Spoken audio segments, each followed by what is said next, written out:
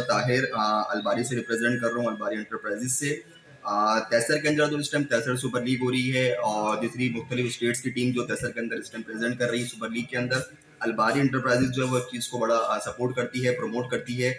और बाकी स्टेट से भी मेरा यही कहना है कि आप भी जो है बढ़ चढ़ के इसमें हिस्सा लें, सपोर्ट करें, प्रमोट करें इस चीज़ को, ताकि तैसर की जो है वो एक जो महफिल है, पुररौनक महफिल, इस चीज़ को हम जो है वो कंटिन्यू लेके चल सकें। चनाब प्रीमियर लीग जो है जिस तरीके से हार्ड बॉल करवाते रहते हैं, पहले भी उन्होंने बहुत सारे करवाए हैं, अभी भी इनके हार्ड बॉल का मैच चल रहा है शहर के अंदर।